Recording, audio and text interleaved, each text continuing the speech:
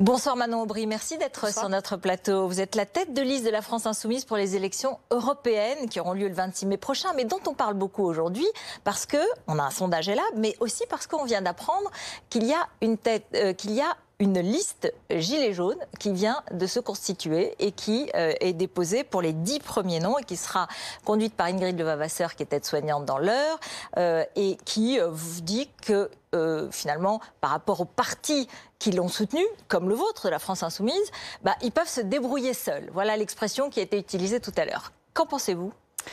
Plusieurs éléments de réaction à la création de cette liste. D'abord, on a des personnes qui sont novices en politique, qui ne viennent pas du sérail politique. Je m'y reconnais assez bien parce que moi-même, je découvre aussi la vie politique.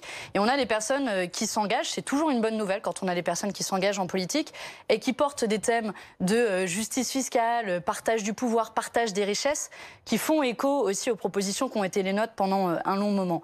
Je pense que ça, il faut plutôt s'en féliciter. Et le plus nombreux on sera à porter ces revendications-là. Oui, mais enfin là, c'est face à la vôtre.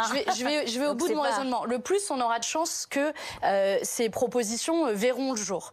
Maintenant, je remarque aussi que le pouvoir s'empresse de supporter une telle liste et que se pose la question du morcellement. Attendez, je vais au bout de mon raisonnement. Non, mais qu'est-ce que vous voulez dire? Vous voulez dire le pouvoir soutient cette liste? Comment vous le savez? De quelle forme? Le premier sondage qui a été créé fait sur l'hypothèse d'une liste Gilets jaunes était un sondage qui était commandé par En Marche. Mais pour moi, la véritable question qui est posée, c'est celle du morcellement des listes face à des revendications qui peuvent être communes. Je vous le disais, justice fiscale, partage des richesses, renouvellement démocratique. Et là, le pouvoir a un intérêt à un morcellement de ces listes-là qui peuvent porter ces revendications-là. Après, je vais être honnête avec vous, je ne me fais pas d'illusions. Une des raisons pour lesquelles aussi il y a une nouvelle liste, parce qu'aujourd'hui, il y a un fort désaveu en France vis-à-vis du monde politique. Et moi-même, je me suis posé cette question, j'ai longuement hésité avant de sauter le pas de la politique avec cet engagement pour la France Insoumise aux européennes. C'est la première fois que même je vais assister à un meeting politique pour vous dire d'où je viens et mon parcours. Donc je peux comprendre la défiance vis-à-vis du monde politique et je pense que c'est notre responsabilité collective de convaincre, de montrer qu'il y a des points de convergence et puis demain de créer une alternative et une alternance qui soit crédible. Manon Aubry, vous avez 29 ans, vous êtes issue de la société civile, vous êtes ancienne porte-parole de l'ONG Oxfam, donc plutôt écologiste et qui lutte contre les inégalités dans le monde. Mais concrètement, cette liste Gilets jaunes, si on en suit notre sondage ELAB ce soir, elle ferait 13%. Pas cette liste d'ailleurs, pardon. Une liste Gilets jaunes, pas celle de ce soir, puisque le sondage a été réalisé avant. Et d'ailleurs, il y en aura peut-être d'autres. Tout ça est évidemment au moment où je parle, à l'instant T, comme on dit. Mais néanmoins, on voit que, d'une part, les partis qui ont soutenu les Gilets jaunes baisse plutôt, à part le Rassemblement national qui monte un tout petit peu, donc que ce soit Nicolas Dupont-Aignan ou que ce soit vous, et d'autre part que cette liste Gilets jaunes, si elle vient, elle vient vous prendre évidemment des points, elle vient vous faire baisser, donc ça ne vous inquiète pas ? Je ne sais pas s'il faut... Moi, je ne fais pas de la politique pour réfléchir en tant que boutiquier électoraliste, un point récupéré par-ci, un point récupéré par-là. Vous savez, la politique, pour moi en tout cas, c'est avant tout une bataille des idées. Et sur le plan des idées, s'il y a d'autres personnes qui portent, je vous disais, cette ambition de justice fiscale, de transition écologique, de renouvellement démocratique, de partage des richesses, alors nous serons demain plus nombreux pour créer cette alternative. Donc, et un deuxième élément de réponse là-dessus, c'est, vous savez, la campagne, elle n'a pas encore véritablement commencé. On se souvient de la campagne présidentielle, Jean-Luc Mélenchon, au début de la campagne, était à peu près à 10% dans les sondages, fini à plus de 19%.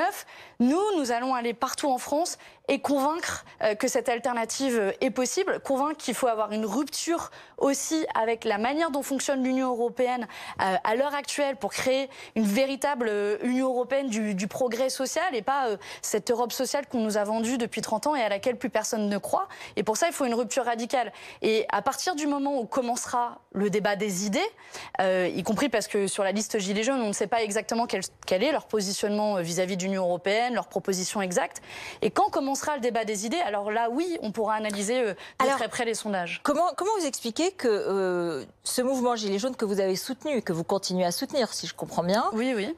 Finalement profite plus au Rassemblement national qu'à vous, dans un certain nombre d'études, elles sont générales. Pourquoi ? Est-ce que ça veut dire que c'est pas vraiment un mouvement de gauche, ou parce que le soutien qui a été montré était peut-être plus maladroit, ou voilà? Je vais mettre. C'est vrai que c'est un mouvement protéiforme. Après, je vais mettre aussi, si je peux me permettre, une autre hypothèse. C'est la manière à travers laquelle le Rassemblement national a surfé sur cette vague et la manière à travers laquelle les médias l'ont parfois aidé à surfer sur cette vague. Je m'explique. Aujourd'hui, combien de fois est-ce que les gilets jaunes ou la population française sait quelles sont véritablement les positions du Rassemblement national sur les propositions portées par les gilets jaunes? Quand les gilets jaunes demandent l'augmentation du SMIC, le Rassemblement national est contre. Quand les gilets jaunes demandent un renouvellement démocratique et la 6e République ou une constituante, le Rassemblement national est contre. Voire même le RIC, ils ont voté contre un amendement de la France insoumise dans ce sens à l'Assemblée nationale. Citoyenne. Oui. Marine Le Pen, qui était à votre place la semaine dernière, elle disait qu'elle se reconnaissait dans toutes les revendications des Gilets jaunes. Mais est-ce que vous... Voilà, c'est là où je souhaiterais vous interroger. Est-ce que vous lui avez véritablement parlé du fond des idées? C'est là où il faut avoir un vrai débat d'idées. Il faut rendre à la politique ses lettres de noblesse, en quelque sorte, et avoir un débat sur le terrain des idées. Et sur le terrain des idées, aujourd'hui, le Rassemblement national essaie de surfer de manière hypocrite et insupportable, d'autant plus que certains essaient de faire un rapprochement entre nous et le Rassemblement national. Mais aujourd'hui, le Rassemblement national n'est pas du côté du progrès social, n'est pas du côté du partage des richesses, n'est pas du côté de la transition écologique. Et pourtant, ce sont des idées aujourd'hui qui peuvent rassembler les Gilets jaunes. Donc moi, ce que je souhaite, c'est qu'on déplace le débat du terrain des sondages, du terrain des petites phrases, à ce terrain d'idées. Et là, on pourra juger sur pièce et savoir si véritablement le mouvement profite au Rassemblement national ou d'ailleurs à d'autres. Oui. Est-ce que vous partagez la fascination pour Éric Drouet de Jean-Luc Mélenchon? Je vais être très claire, je ne suis pas fascinée par Éric Drouet. Je pense que ce que voulait exprimer Jean-Luc Mélenchon, c'était une fascination plus large sur le mouvement des Gilets jaunes. Mais moi, à titre personnel, je ne suis pas fascinée pour une personne. Je suis assez enthousiaste à l'idée d'un mouvement qui pointe les questions, par exemple, d'injustice fiscale, qui me sont chères, parce que quand je travaillais à Oxfam, j'ai beaucoup travaillé sur les questions d'injustice fiscale. J'avais écrit l'an dernier un rapport pour Oxfam où on alertait déjà sur cette réforme fiscale d'Emmanuel Macron, qui est la pire de la Ve République en matière d'impact sur les inégalités. Moi, c'est plutôt ça qui me fascine. Ce sont des combats politiques et des idées plutôt que des personnes. J'ai bien compris, mais alors justement, sur le plan des idées, quand vous voyez le paysage de la gauche, il est complètement dévasté.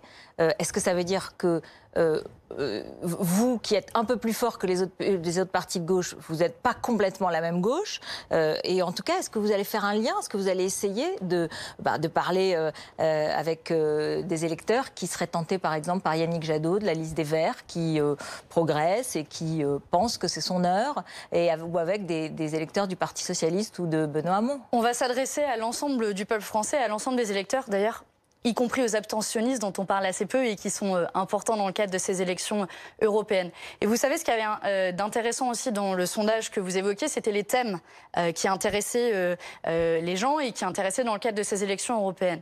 Et parmi les deux thèmes principaux qui ressortent, il y a la lutte contre le changement climatique et il y a la lutte contre l'évasion fiscale. Il se trouve que ce sont deux de nos priorités dans le cadre de ces élections européennes. Et un mot sur les questions de transition écologique particulièrement. Moi, j'ai envie de dire que la lutte contre le changement climatique et la transition écologique est tellement au cœur de notre programme de la France insoumise que c'est précisément aussi pour cela qu'on remet en cause la manière dont fonctionne l'Union européenne à l'heure actuelle, parce qu'elle impose l'austérité budgétaire qui ne permet pas d'investir massivement dans la transition écologique, ou elle impose la privatisation des services publics. C'est nous les Verts, merci. C'est nous la transition écologique, en tout cas, ça j'en suis convaincue. Merci. Et pour cela, je vous invite véritablement à parler davantage des idées et des propositions pour juger sur pièce sur cette question. J'ai bien compris que c'était votre message ce soir. Merci de l'avoir porté, merci d'être venu sur ce plateau. C'est le 20h politique avec Alain Marchal.